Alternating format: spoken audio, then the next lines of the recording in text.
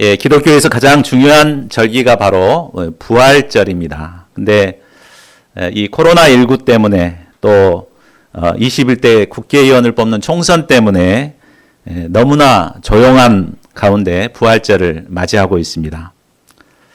우리나라는 코로나19의 위기를 잘 이겨내고 있지만 전 세계적으로 수많은 나라와 백성들이 공포에 휩싸여 있습니다. 가게의 문을 닫고 직업을 잃고 경제적으로 극심한 어려움들을 겪고 있는 분들이 참으로 많습니다. 이런 문제를 신앙으로 극복해 보고자 교회에 나오려고 해도 사회적 거리두기 때문에 교회에 나와서 예배할 수도 없는 상황입니다. 무엇보다도 우리를 힘들게 하는 것은 이 어려움이 언제 끝날지 알 수 없다는 데 있습니다. 우리는 지금 한 번도 가보지 않는 길을 가고 있기 때문에 걱정과 근심, 염려와 두려움 속에 살아갈 수밖에 없습니다. 자, 그러면 이런 우리에게 정말 필요한 것이 무엇일까요? 오늘 본문에서 우리는 그 해답을 찾을 수 있습니다. 오늘 우리는 깊은 절망과 슬픔에 빠져 예수님의 무덤을 찾아온 두 여인을 만날 수 있습니다. 이들 모두는 예수님께 큰 은혜를 받은 자들이요, 예수님을 사랑하고 예수님을 따르며 복음 역사를 섬기던 여인들이었습니다. 그런데 예수님께서 예루살렘에 입성하신 후 하루아침에 정치범으로 몰려 십자가에 못 박혀 처참한 죽음을 당하셨습니다. 얼마나 억울하고 힘들었겠습니까? 여인들은 깊은 절망과 두려움 가운데 거하게 되었습니다. 그러나 천사가 전해준 부활의 메시지를 영접했을 때 이들은 두려움에서 벗어나 부활의 기쁨과 생명력으로 가득 차게 되었습니다. 우리에게는 현재 어떤 슬픔과 두려움이 있습니까? 이 시간 부활의 메시지를 새롭게 영접함으로 내면의 모든 사망 권세를 몰아내고 부활의 능력을 덧입을 수 있기를 기도합니다. 자, 1절을 보십시오. 예수님은 안식일 전날인 금요일에 십자가에 달려 돌아가셨습니다. 그리고 굴로 된 부자의 무덤에 묻히셨습니다. 일반적으로 가난한 사람은 우리나라처럼 평토장 땅에 묻습니다. 근데 부자들은 이처럼 이제 굴로 된 무덤에 묻히십니다. 이사야서에 보면은 이제 메시아가 부자의 무덤에 묻힌다고 이렇게 약속이 되어 있는데, 그 당시에 사내들인 공예 의원이었던 아리마대 요셉이 자기 무덤을 내놓아서 이제 무덤에, 이 부자의 무덤에 묻히게 되었습니다. 뜬 눈으로 밤을 새운 막달라 마리아와 다른 마리아는 안식일을 지낸 후 첫날 이른 새벽에 예수님의 무덤을 찾아왔습니다. 이 여인들은 갈릴리 지방에서부터 예루살렘까지 예수님을 따르면서 헌신적으로 섬기던 여인들이었습니다.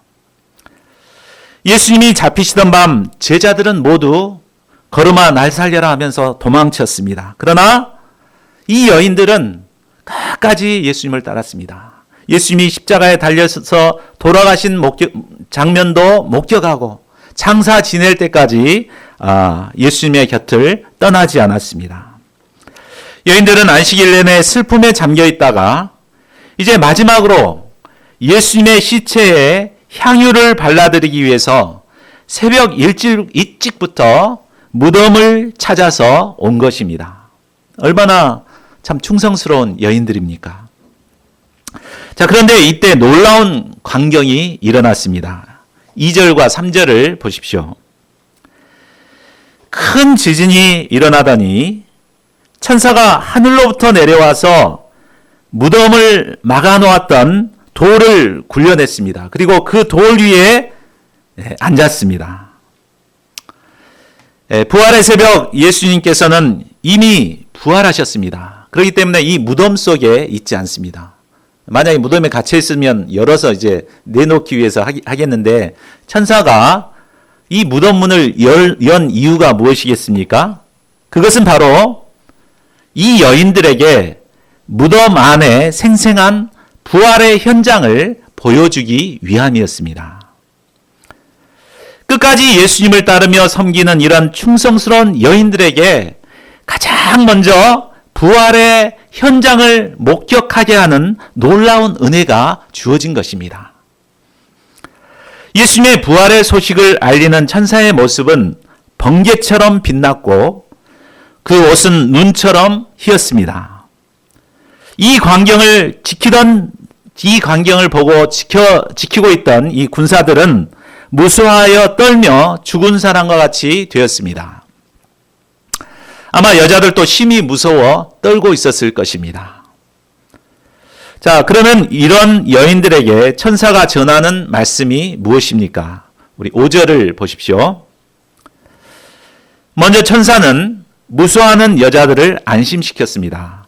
너희는 무수하지 말라. 군사들은 무수해도 괜찮지만 너희는 무수할 필요가 없다. 이렇게 말합니다.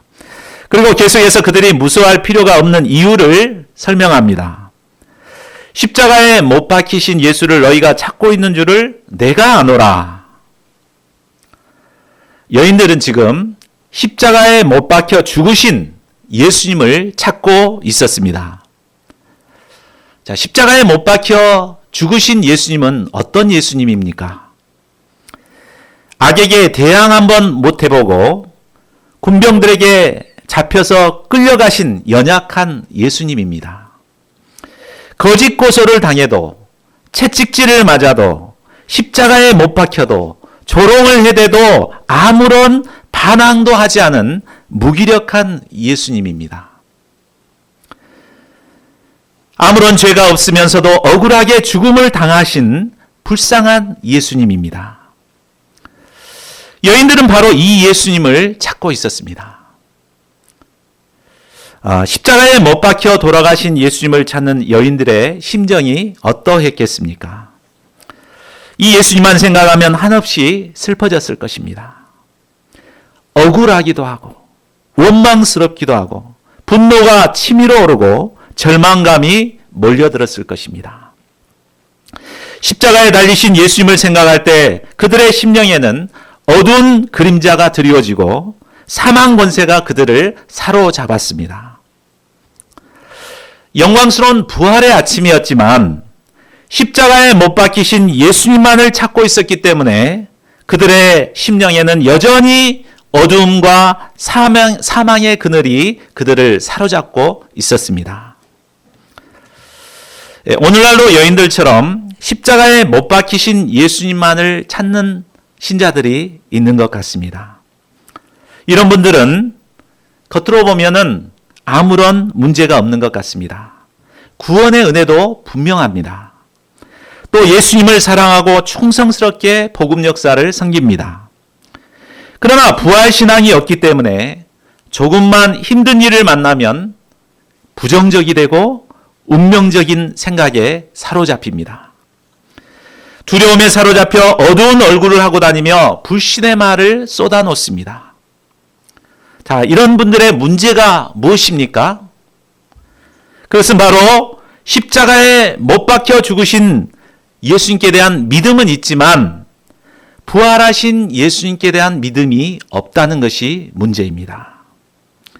부활신앙이 없을 때 우리는 이처럼 열심히 신앙생활을 해도 내면은 여전히 슬프고 어둡고 운명적인 삶을 살아갈 수밖에 없습니다. 깊은 절망과 두려움에 사로잡혀 신앙생활을 하게 됩니다. 자, 이런 그들에게 천사는 무슨 부활의 메시지를 전합니까? 자, 6절 말씀, 요절이죠. 우리 같이 한번 읽겠습니다. 시작. 그가 여기 계시지 않고 그가 말씀하시던 대로 살아나셨느니라. 와서 그가 누우셨던 곳을 보라.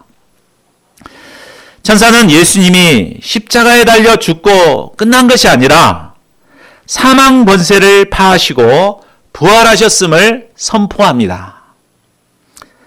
무덤 따위가 예수님을 가두어 둘 수 없었습니다. 예수님은 사망 권세를 파하시고 부활하셨기 때문에 이제 더 이상 무덤에 거하지 않으십니다. 천사는 예수님이 부활하셨다는 근거로 두 가지를 제시합니다. 첫째는 예수님께서 돌아가시기 전에 평소에 자주 하셨던 그 말씀입니다. 예수님은 생전에 제자들에게 기회가 있을 때마다 자신이 고난을 받아 죽게 되고 결국은 사흘 만에 다시 살아날 것을 반복해서 말씀하셨습니다. 여기 마태복음에서만 보더라도 3번씩 기록이 되어 있습니다. 이처럼 예수님의 부활은 어느 날 갑자기 막 짠 하고 한 게 아니라 예수님께서 평소에 반복해서 가르치셨던 그 말씀대로 부활하신 것입니다. 뿐만 아니라 예수님의 부활은 이미 구약 성경에서부터 선지자들 통해서 예언된 그 말씀의 성취였습니다. 하나님께서는 사망 권세 아래 있는 인생들을 구원하시기 위해서 미리 성경 말씀을 통해서 예언하고 약속해 놓으셨습니다. 이 말씀대로 예수님께서는 부활하신 것입니다. 둘째는 빈 무덤입니다. 돌로 굳게 막아두었고 또 로마 군병들이 지키고 있는 이 무덤이 한순간에 비어있다는 것은 무엇을 말해줍니까? 로마 군인들은 용맹하기로 아주 유명했습니다. 이런 그들이 철동같이 지키고 있는데 누군가가 몰래 무덤 안의 시체를 훔쳐간다는 것은 불가능합니다. 빈 무덤은 예수님이 부활하셔서 신적인 능력으로 나오셨다는 것을 보여주는 증거입니다. 만일 누군가가 시체를 훔쳐갔다면 그 안에 증거가 남아있게 마련입니다. 그런데 요한복음 20장 6, 7절에 보면 그 빈 무덤의 모습이 잘 묘사되어 있습니다. 베드로가 빈 무덤에 들어가 봤더니 세마포가 그대로 있었습니다. 세마포는 예수님의 시신을 쌌다는 거죠. 세마포가 그대로 놓여 있었고 또 머리를 쌌던 수건은 다른 곳에 쌌던 그대로 이렇게 개켜져 있었습니다. 그것은 외부 사람들이 다녀간 흔적을 찾아볼 수 없었습니다. 만일 누군가가 시신을 훔쳐가려고 했다면 세마포 싸진 그대로 가져가지 일부러 벗겨놓고 가져갈 핏덩이를 이렇게 가져갈 리가 만무한 것이죠. 부활의 현장은 마치 잠을 자고 일어났던 사람이 조용히 이제 정리해 놓고 나간 이런 모습과도 같았습니다. 빈 무덤은 예수님의 부활을 보여주는 확실한 증거였습니다. 자, 그러면 이 증거를 본 무덤 속의 부활의 현장을 본 여인들의 반응은 어떠했을까요? 본문에는 자세히 기록되어 있지 않습니다. 그러나 8절을 보면 여자들이 무서움과 큰 기쁨으로 다름질한 것을 볼 수 있습니다. 이들의 모습을 보면은 전과는 아주 달라져 있는 모습을 우리는 확인할 수 있습니다. 그렇죠? 여인들이 처음 무덤에 올 때 모습이 어땠습니까? 슬픔과 두려움에 사로잡혀 있었습니다. 그러나 부활의 소식을 듣고 부활의 현장을 확인했을 때 그들의 내면에 드리워졌던 모든 어둠은 사라졌습니다. 슬픔이 변하여 기쁨이 되었습니다. 그들은 뛸 듯이 기뻐서 덩실덩실 아마 춤을 추면서 갔을 것입니다. 이처럼 부활의 소식은 우리의 내면의 근심과 어둠을 사라지게 만듭니다. 부활하신 거하고 나하고 별 상관이 없는 게 아니에요. 우리가 부활하신 예수님을 만나면, 영접하면 이 내면의 이 사망 권세, 어둠의 권세가 사라지게 되는 것입니다. 예수님의 부활을 영접하게 될 때 나의 내면을 사로잡고 있던 사망 권세는 떠나게 됩니다. 그리고 예수님의 부활의 능력으로 말미암아 내면에는 부활의 생명력으로 충만하게 됩니다. 이때 슬픔이 변하여 기쁨이 되고 두려움이 변하여 용기가 됩니다. 부정적인 자가 변하여 긍정적인 자가 되고 운명적인 자가 변하여 섭리에 기초한 인생을 살아가게 됩니다. 우리가 예수님의 부활하심을 영접하고 부활신앙을 덧입게 될 때 우리는 한계를 모르는 능력 있는 삶을 살게 됩니다. 여인들뿐만 아니라 부활의 소식을 영접한 자들은 이처럼 내적 외적으로 변화된 능력 있는 삶을 살게 되었습니다. 요즘 선거가 굉장히 뜨겁게 일어나고 있는데 미국의 16대 대통령 아브라함 링컨에 대해서 소개하겠습니다. 그는 어린 시절 가난한 구두 수송공의 아들로 태어났습니다. 그래서 공부를 못하고 독학으로 이제 공부를 했습니다. 그리고 어려운 환경에 도전하여 계속해서 도전을 하는 삶을 살았지만 30년 동안 계속해서 실패의 인생만을 살았습니다. 사업에도 실패하고 주의원 선거에 나가서 낙선을 합니다. 계속되는 실패를 경험하게 되자 링컨은 깊은 절망에 빠지게 되었고 한때는 신경쇠약증까지 앓게 되었습니다. 건강을 회복한 후 그는 또다시 하원의원에 출마하게 됩니다. 그러나 또 역시 낙선하고 말았습니다. 주변의 친구들은 링컨이 자살할지도 모른다며 우려하면서 지켜보았습니다. 그러나 낙선이 결정되던 날 링컨은 전혀 낙심하지 않았습니다. 평소와 똑같이 샤워를 하고 집에서 나와서 또 이발소에 가서 머리를 단정히 깎고 식당에 가서 맛있는 음식도 사 먹었습니다. 그리고 힘차게 걸어가며 외쳤습니다. 오늘은 떨어졌지만 나는 내일 다시 도전할 것이다. 자, 그가 이렇게 할 수 있었던 것은 바로 부활하신 예수님께 대한 믿음을 가졌기 때문에 가능한 것이었습니다. 링컨의 기록들을 살펴보면 그가 실패했을 때 얼마나 고통스러워했는가도 짐작할 수 있습니다. 실패했을 때 기록을 보면 나는 지금 이 세상에서 가장 비참한 인생을 살고 있다. 나는 재기할 수 없을 것만 같은 심정이다. 나는 이제 인생의 막다른 골목에 있다. 이렇게 막 깊은 절망에 빠졌던 적이 있습니다. 그런데 그는 이런 절망 가운데서 평소의 습관대로 성경을 읽게 됐습니다. 그는 어려운 가운데서도 항상 성경을 갖고 다니면서 성경을 읽었습니다. 그런데 그 성경 속에서 바로 부활하신 예수님을 만나게 되었습니다. 그런데 그는 이런 글을 또 남겼습니다. 나는 성경을 읽고 그 속에서 죽음에서 부활하신 예수님을 만났다. 링컨은 가장 절망적인 상황에서 성경 말씀을 통해 부활신앙을 영접하게 되었습니다. 그리고 부활신앙을 덧입고 다시 도전하게 되었습니다.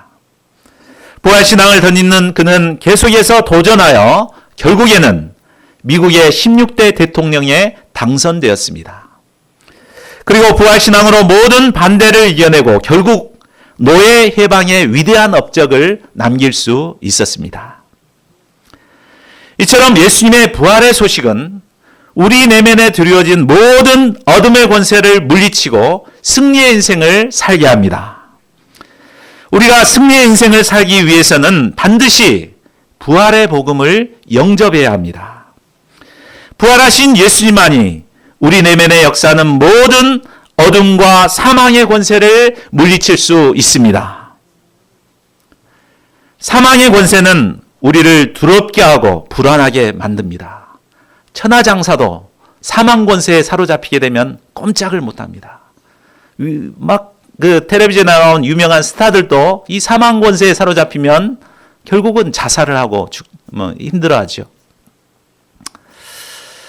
그러나 예수님의 부활의 소식은 우리 내면에 역사하는 이런 모든 어둠의 권세, 사망 권세를 몰아냅니다.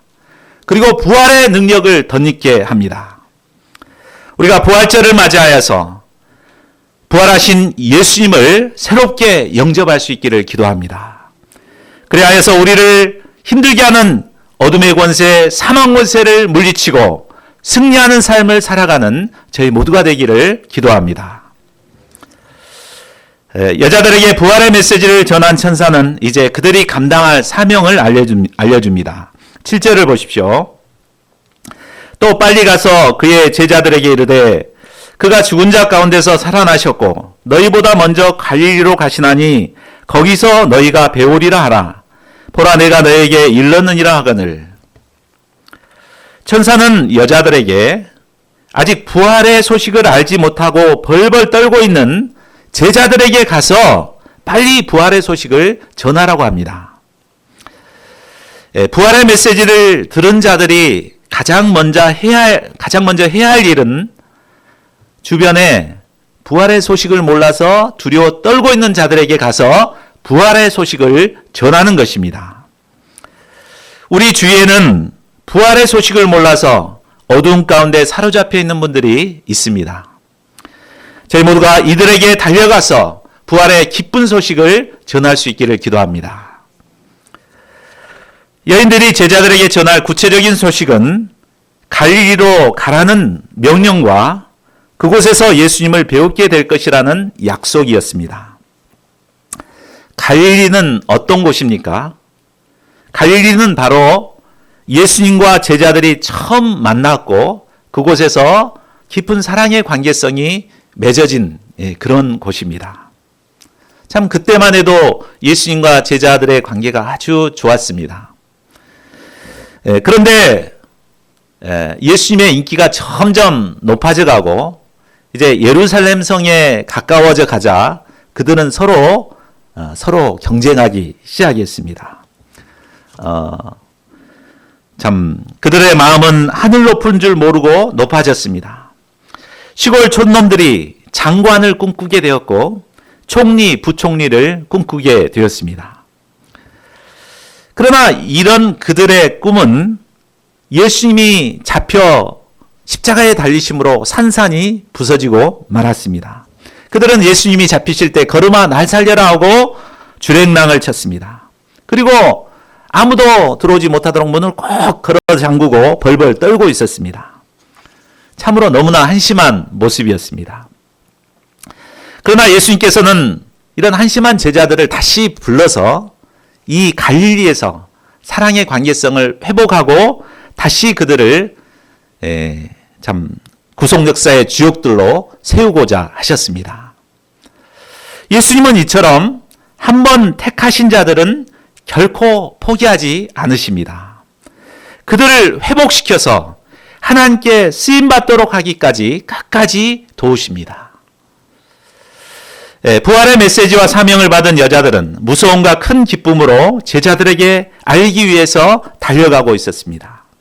바로 이때 부활하신 예수님께서 이들을 찾아오셨습니다. 9절을 보십시오. 예수님은 변함없는 목소리로 그들에게 아침 인사를 했습니다. 샬롬, 평안하냐? 그들은 너무 기뻐 예수님의 발을 붙잡고 경배했습니다. 이는 부활하신 예수님을 자신의 왕으로 영접했음을 보여줍니다. 이에 예수님은 무서워하지 말라 하고 안심시켜 주셨습니다. 그리고 천사가 말한 것과 동일한 사명을 그들에게 주십니다.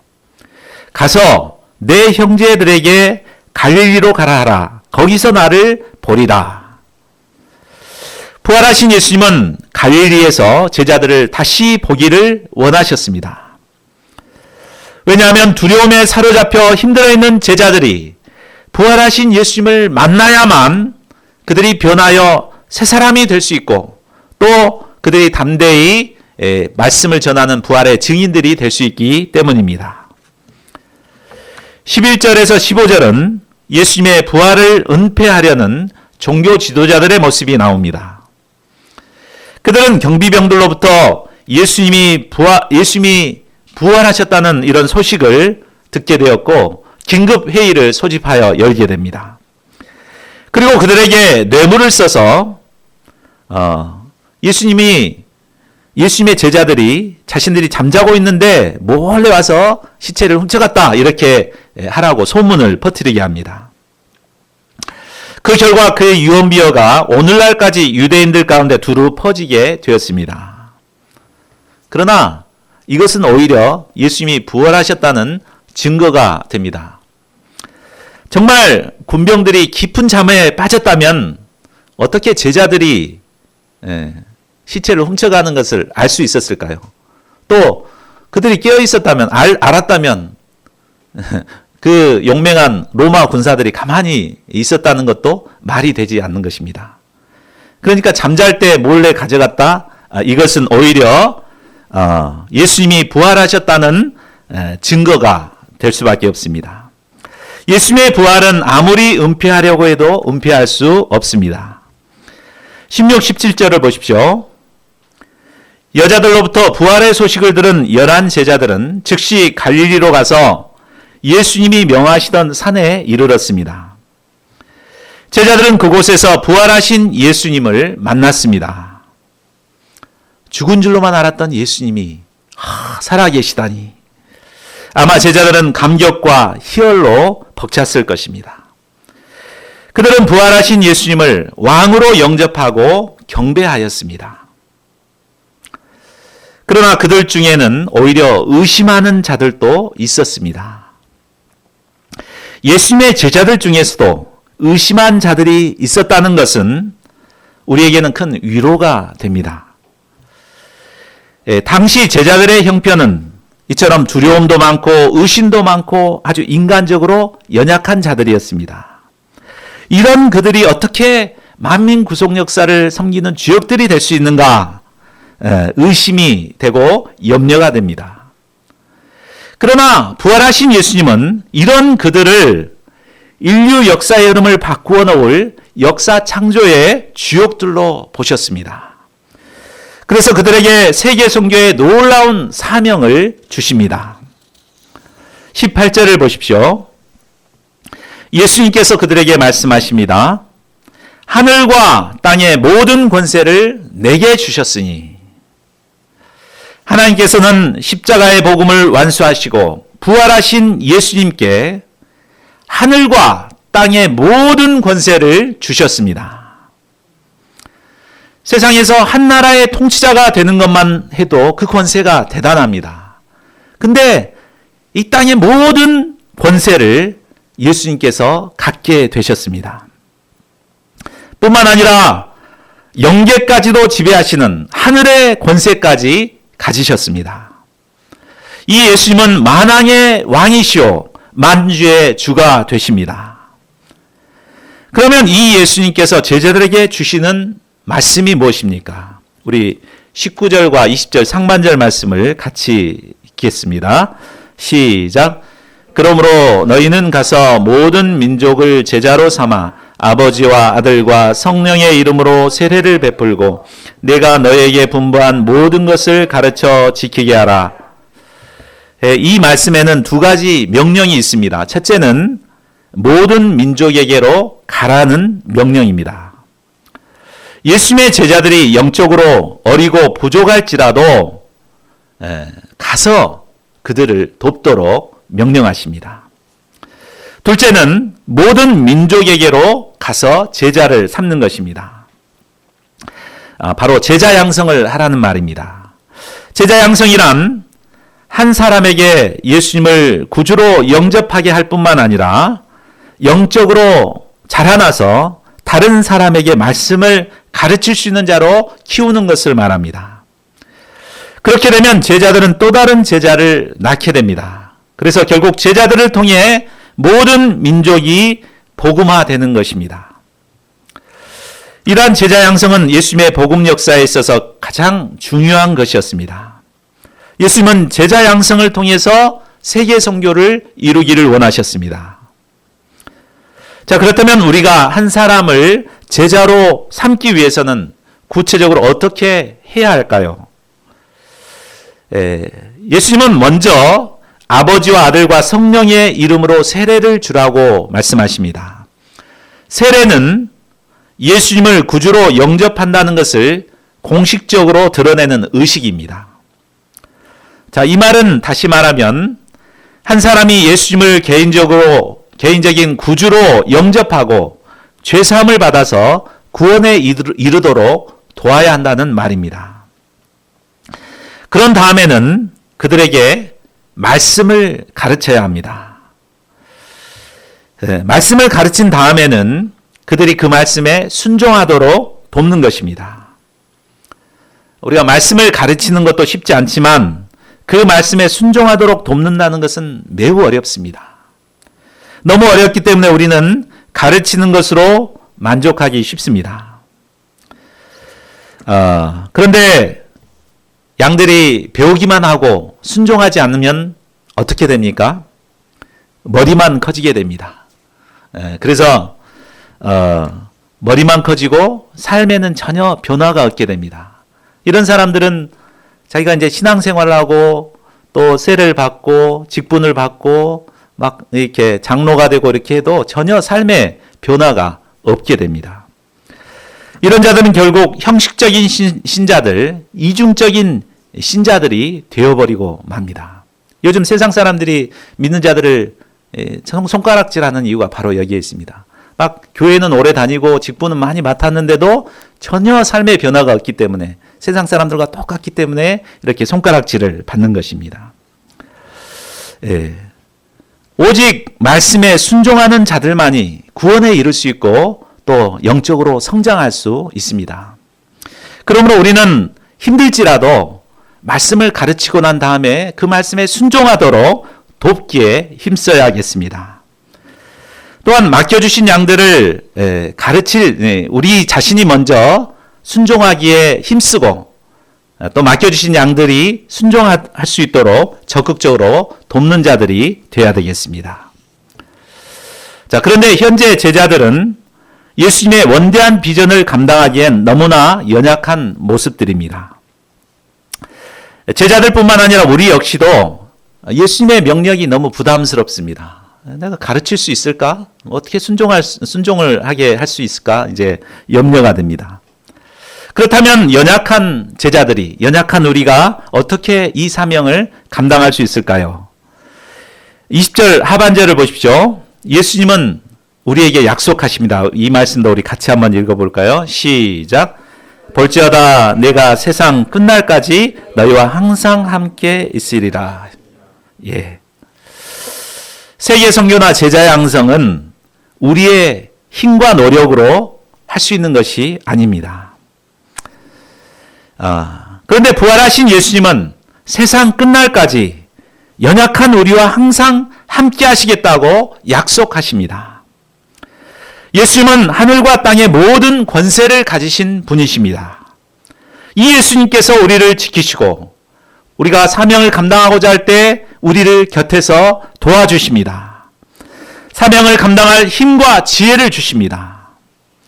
연약한 우리가 복음 역사를 섬길 수 있는 것은 세상 끝날까지 항상 우리와 함께 하시겠다는 신실하신 예수님의 약속이 있기 때문에 가능한 것입니다.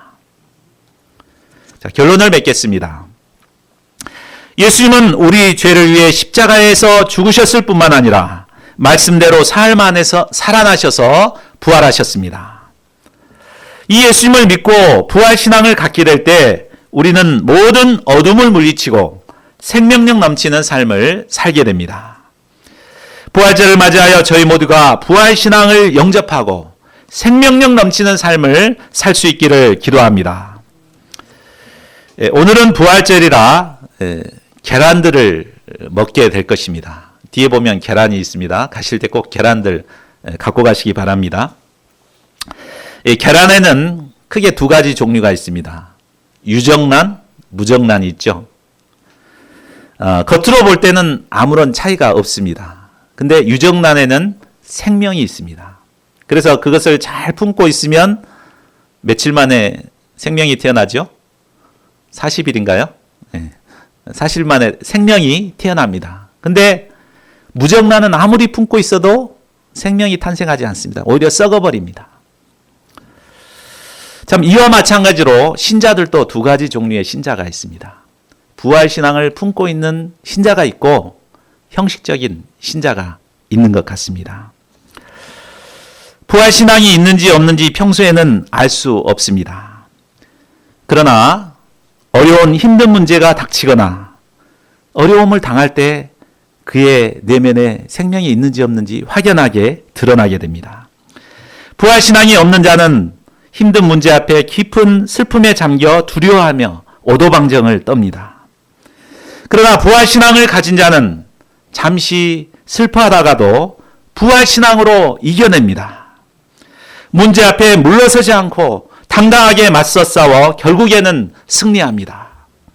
그리고 어떤 어려운 상황에서도 제자들을 길러내는 생명의 열매를 맺습니다. 저희 모두가 부활신앙으로 모든 어려움을 이겨내고 생명의 열매를 맺어갈 수 있기를 기도합니다. 요절 말씀 우리 같이 읽겠습니다. 요절 말씀 읽고 기도하겠습니다. 자, 시작. 그가 여기 계시지 않고 그가 말씀하시던 대로 살아나셨느니라. 와서 그가 누우셨던 곳을 보라.